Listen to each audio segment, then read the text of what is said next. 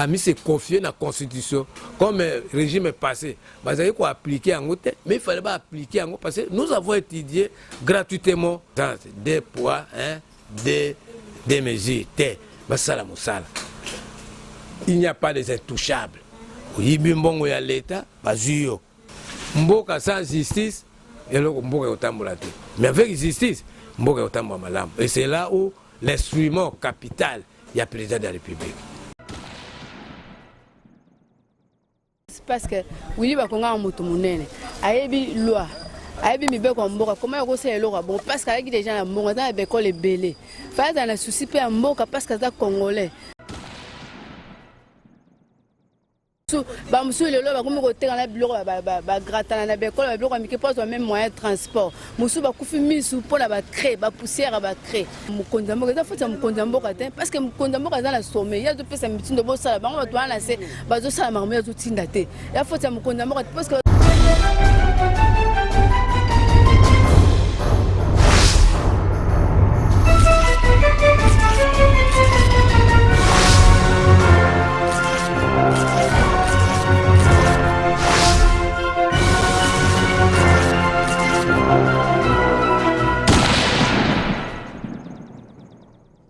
bonjour chers internautes de la cléboa.com.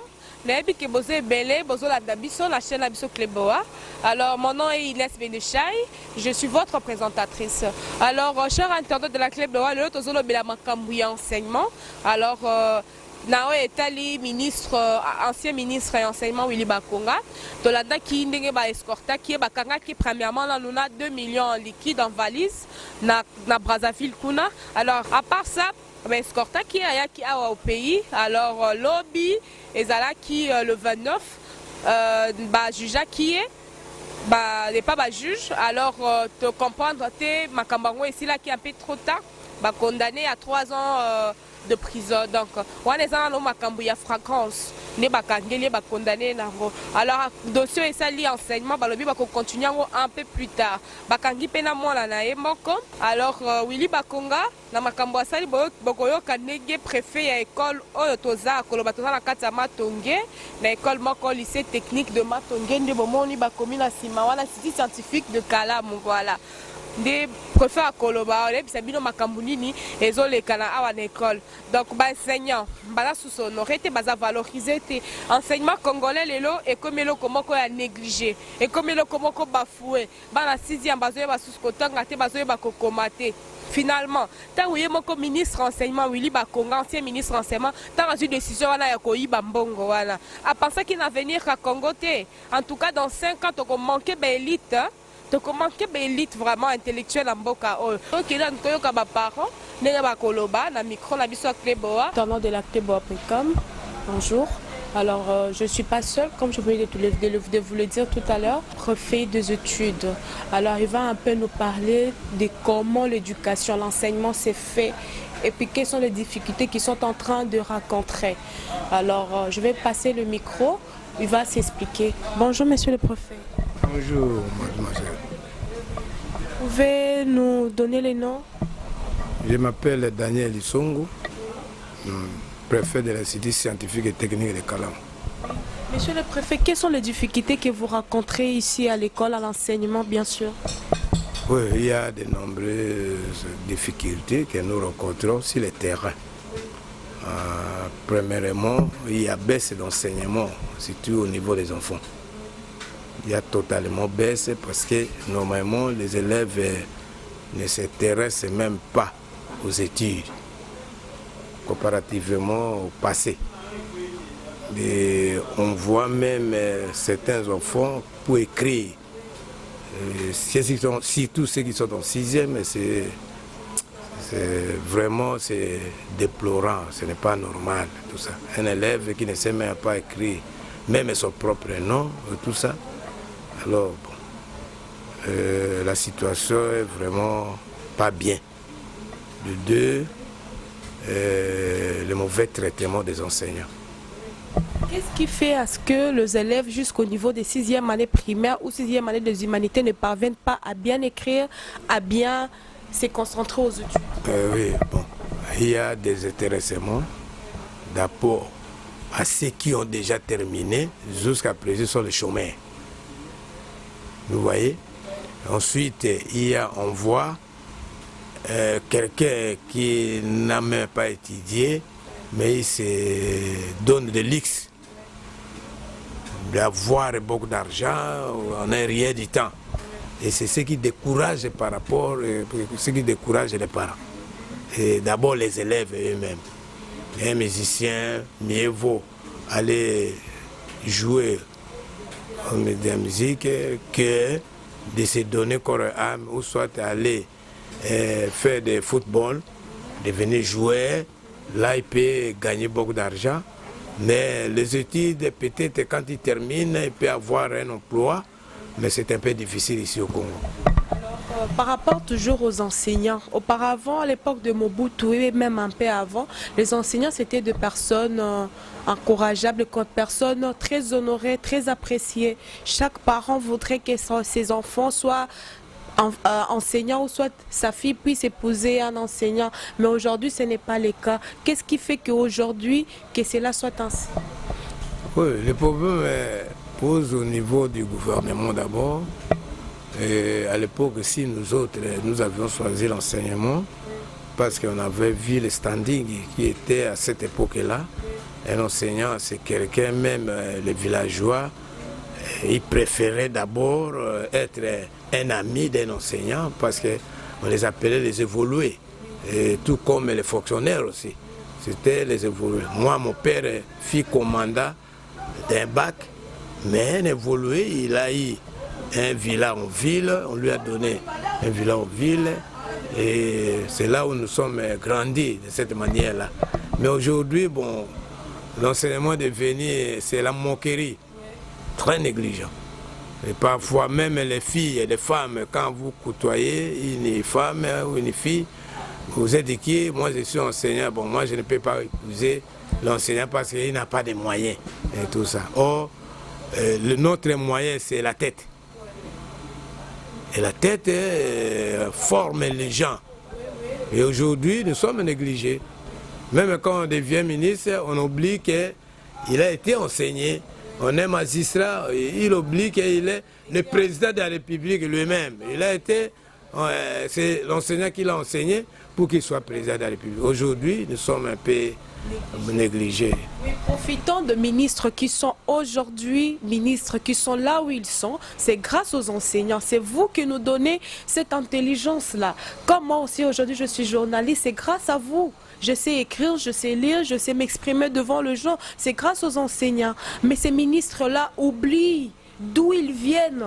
Et puis, il y a certains parmi eux qui détournent l'argent du contribuable congolais. Aujourd'hui, l'enseignement est devenu quelque chose de bafoué dans notre pays. Quel message donnerez-vous aux ministres qui volent le contribuable congolais destiné à l'enseignement congolais? Oui, à l'autorité actuelle qui vient à peine arriver, notre souci que l'enseignement soit valorisé. Il faut qu'on arrive à valoriser l'enseignement et pour avoir une bonne formation. Si l'enseignant aujourd'hui est très bien payé, l'enseignement va rentrer à l'époque, comme vous venez d'évoquer. On va rentrer à l'époque et tout ce qui est dans nos têtes, on va faire sortir ça. Mais nous sommes parfois, nous prenons comme à l'école primaire, on a parlé de la gratuité, mais si les conditions sont réunies, il faut réunir les conditions. Il faut que l'enseignant, ce qu'il touche, il doit payer les transports chaque jour. Il y a des enseignants qui sont devenus mendiants. Il y a des enseignants qui sont devenus, bon, qui vendent des histoires d'arachides à travers les élèves, on prête les élèves, tout ça. C'est humiliant, tout ça. Très humiliant, et puis ça nous décourage. Et nous avons, moi je vous dis sincèrement, j'ai passé un temps inutile dans l'enseignement. Pourquoi vous pouvez dire cela, vous pouvez passer du temps? Parce que quand je vois mes amis, les collègues à qui on a étudié, on se connaît, tout ça, ils se sont allés faire la politique, mais je ne peux même pas se comparer à eux. Mais moi, c'est un temps inutile que j'ai passé dans l'enseignement. Non, c'est pas un temps inutile parce que vous nous avez formés tel que moi qui est là présent, vous m'avez formé. C'est grâce à vous que je suis en train de parler dans le monde entier. C'est grâce à vous que je sais lire et écrire. Parlons de la gratuité. Est-ce que toutes les conditions ont été réunies effectivement? Bon, là, les conditions, c'est quoi? Une bonne condition, c'est motiver les enseignants. Bon, il faut que sunga enseignant bafutama malamu.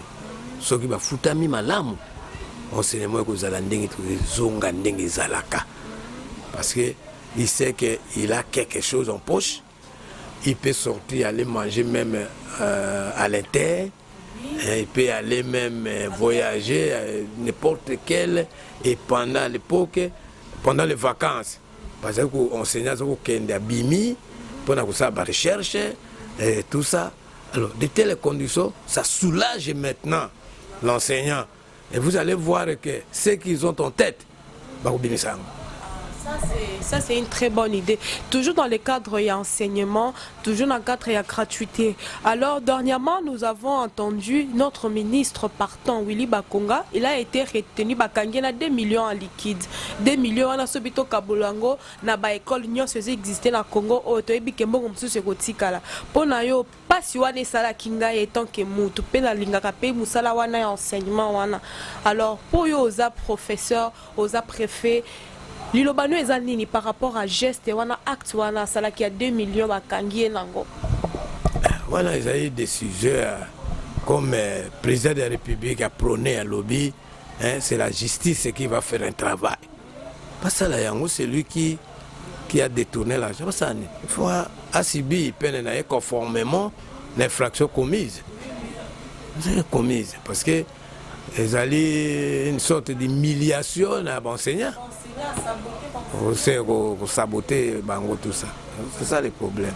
Maintenant, mon Sibi peut servir comme exemple aux autres. Ceux qui vont venir, ceux qui ont les prétentions de faire la politique, l'argent de l'État, c'est pour l'État. Et ce n'est pas pour un individu. Hein? Il se crée des leaks, mais c'est lui qui forme. C'est comme l'école fictive et plus de 1000 quelques écoles fictives, enseignants, enseignants, code, numéro matricule et pourtant enseigner numéro matricule. Au cours le banini face à Elokoana. Elokoana comme ministre actuel a commis, il faut ça là tout, hein, à régulariser la situation. Enseignement, il y a à chaque année il y a des sortants. Il y a ceux qui vont mourir, hein, il y a changement de structure et tout ça. Il faut ministre à régulariser la situation. C'est-à-dire, il faut remplacer. Changement de structure, c'est-à-dire carte scolaire. Carte scolaire, Zanine. Na bakisi option moko. C'est ça, c'est le changement de structure.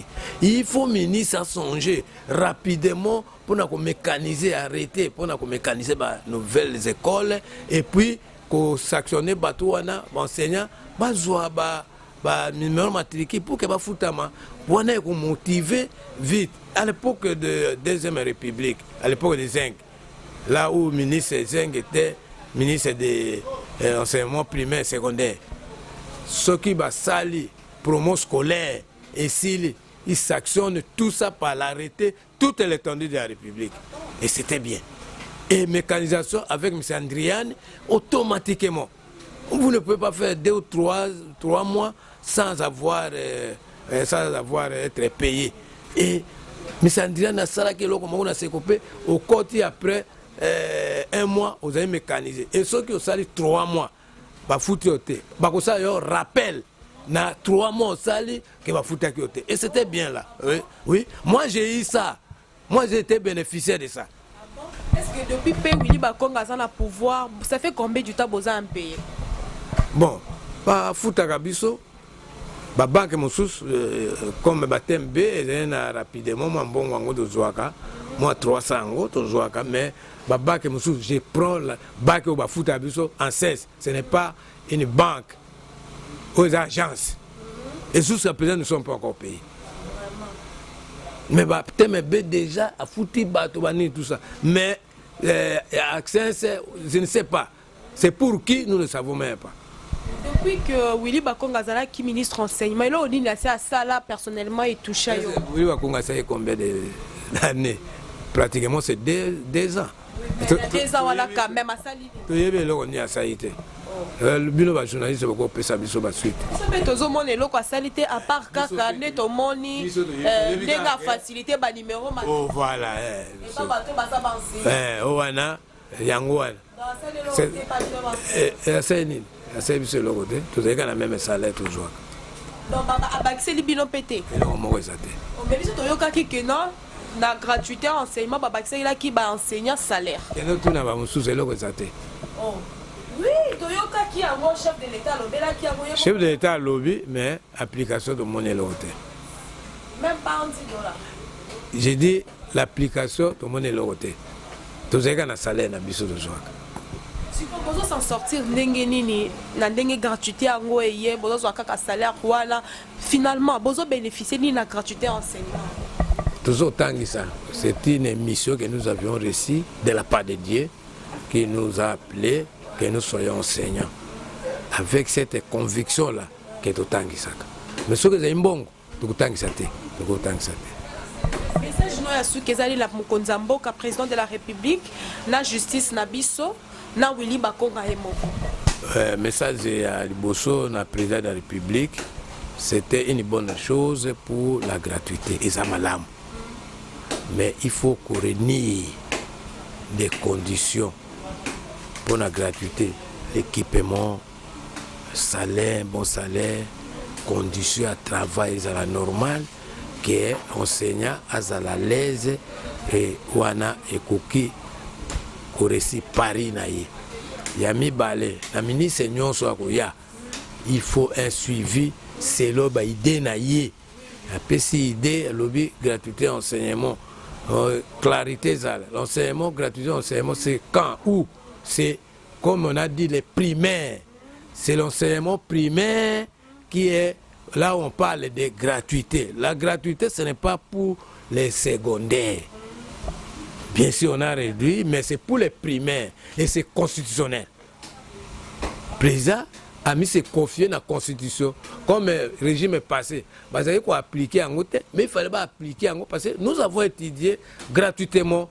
Moi, je ne savais même pas qu'il y a un foutaka minerval. Banda primaire, secondaire, université. Et c'était boursier. Jusqu'à la dernière licence, on a soutenu, on m'a payé micro-bourse 3 mois. Et après, on a continué 3 mois encore dans un soir. Bon, il y a bourse. C'était comme ça. Et on était quand même bien. Alors, pour la justice, on a dit que Patika makambo ya complaisance, des poids, des mesures, basala musala. Il n'y a pas des intouchables. Yibi mbongo ya l'État, bazuyo, basactionné conformément na mibeko ya mboka. Wana molongo ekokota. Mboka sans justice, eloko mboka yotambola te. Mais avec justice, mboka yotambola malamu. Et c'est là où l'instrument capital y a président de la République. Le message nous allons là Willy Bakonga ndenge bakangie bakondamné asamba. C'est-à-dire au salim beba, il faut ça nini. Au samba. Asala kango avec quelle intention, on ne sait pas. C'est pour détruire l'idée du président de la République avec la gratuité. Nous ne savons pas. Quitte à la justice de chercher à découvrir pourquoi il a fait ça. Mbongo ya l'État destiné aux enseignants, il y a les ango. Ça c'est ango nini. Alors, il m'a appelé ça. A mis se justifier devant la justice. Tozala maman awa, il pas ça du domaine, il y a enseignement, attend que ça rappelle la magazo te kama panati akoye bisabiso. Alors maman toka ki bakanga ki Willy Bakonga, ministre ancien ministre à enseignement, on a $2 millions en liquide. Alors lobby le 29 passé, ça qui peut pas condamner à 3 ans de prison. Malobano les années. Malobano les regret makasi parce que Willy Bakonga en moto monene. Ayebi loi. ayebi mibeko ya mboka comment ekosala eloko bon parce que ayaki déjà na mbongo aza na bekole ebele fa aza na souci mpe ya mboka parce que aza congolais aza congolais 100%. Fa aza na souci ya mboka aza mpe na souci ya bana parce que aza parent aza na famille monene atangisa mpe bana aza mpe na mbongo ebele fa epasa eloko ya bongo eza eloko ya soni tandis que yo ozwi mbongo ebele baningi tomona basia mosusu baza bapauvre baya na eloko te tozomona bango bazosouffrir bamosusu lelo bakomi koteka na biloko bagratana na bekolo babiloko ya mike mpo azwa même moyen de transport mosusu bakufi misu mpona bacré bapoussière bacré il avait fallu azala na susi ya baninga mosusu sikoyo neti bobaba ezaka bazopesa faute na mokonzi ya mboka eza faute ya mokonzi ya mboka te parce que mokonzi ya mboka aza na sommeil ye azopesa mitindo bosala bango bato wana na se bazosala makambo ye azotinda te ya faute ya mokonzi ya mboka te parce que bazofinga mokonzi ya mboka boyeboye mpo na ngai na moyoka eza faute ya mokonzi ya mboka te parce que mokonzi ya mboka ntango apesi mitindo bino nde baministre bino bokoexécute bino boyoexécute yango te sikoyo ekeli mboka ekeli liboso ndeni omona teke asala eloko moko ezalaka te aza congolais fale pasala eloko ya bongo eza mpe soni un père de famille oza na bana oza na mbongo deja ebele olingi kozwa mbongo ya bongo mpo na nini wana susi ya baninga mosusu te yo mpo oza parent oza na bana et gratuité de l'enseignement on a balancé qui on pona au moins quoi alléger bino tâche wana lokola paysan la constitution tant ozomona ke non bana pe éducation ya malonga ezate souci na yo ezani na nyonso wana bon souci na ngeza ke président faut en tout cas faut telema faut alandelaka si akosala bacommission mo boyelandelaka makambo alandela parce que éducation bana eza ya kobeba gratuité ya mabe te lokola biso awa liboso ozofuta ba 500 000 ba 479 000 leyo tokomi na mbongo moke eza bien mais ce que faut balandela ezala na suivi moko balandelaka est ce que bana batanga malamu faut balandela basala suivi balandela bayeba soki ndenge nini bana bazotanga parce que éducation bana eza ya kobeba mais bekole privé wana eza kaka pepe ndemo parce que bamosusu bakomofutisa bana minava na ndenge obatama bofuta boso baye kotuna na leta boloba boye alors ekole ya leta bazofutisa bana kaka ndenge leta lobi mais bekole privé bekole mosusu tozoyoka bakofutisa bana mbongo na ndenge obatama eza bien te na asenga na mokonzi ya mboka en tout cas fa telema su makasi koleka. Pour la condamnation Willy Bakonga, est-ce que pour il faut pas juger yeto, il faut pas kange kambala moko pour na yo akende wapi pour il kambo asali pour la Congo mobimba à mettre pays en carreau en éducation. Eh bakanga mutumbala moko bongo te faut ba yoka e. Ba yoka ki elobi. Faut ba yoka e bon ba yoka e. Mutu moko taza likolo mibeko. Mibeko aza likolo na biso parce que ndambe likolo l'état na se faut ba yoka e car l'état moko ebitango ba kosambisa ba ebini ba kosala. Tu es enseignant? Non, les enseignantes. Bonjour papa. Bonjour maman. Toyoki bakangi Willy Bakonga, Toyoka Kina $2 millions na valise. À part ça, escorta qui est à la Congo, juge qui est le bakatelier 3 ans de prison. Malobano est na acte en tant que responsable et enseignement. Bon, en tant que responsable et enseignement, et celle qui me passe parce que total a biso ba misusu aussi sa classe. Toutes les opportunités de continuer. Et bango ba eu chance en tant que dirigeant beaucoup ba eu chance wana ba pesa biso pifo comment dirais-je occasion pour continuer ba études mais bango bon ta ka intérêt ya ba poche na ba intérêt ya ba famille na ba et ça et ça li vraiment très bien parce que le chef de l'État a eu makam na maboko. Vraiment sali biso secondaire bazuye batie maboko ebele mbongo o yaki nango so abakisi on a caisse ya l'état monter ba za na belove mususu o bazotanga jusque là ba créer ba bon otaningi ba ya classe yo moko yokina mawa et mais yembongo wana na mbongo ya l'état ya kamati yango azui akei ko lier yango na bana na ye na bandeko na ye na bato à travailler vraiment c'est regrettable. Alors, le gouvernement congolais basambisa qui est lobby la justice nabiso, ba condamna qui est lobby à 3 ans de prison. Malobano ezani la justice nabiso. Bon, tout d'abord, on a remercié la justice, on a remercié le chef de l'État, na actuana, parce que tout le monde a tout comme ce que mon a qui misal et comico salama. Vraiment coup de chapeau na justice. On a remercié vraiment la justice na nyoso. Malobano sukezali na Willy Bakonga. Malobana nga sukezali na Willy Bakonga qui est ministre ozotalango zolanda ngai yebaki yo po bota yebaki ozapi na bana koninga te bana baninga mususu ba souffrir po o ezali bana baninga nation mobimba ba souffrir na ba acte yo opposé na ba acte yo tu opposé vraiment justice azui makamna na maboko maloba suka ngai ngalo banoka ngwana il faut subir peine now. Merci. Merci papa.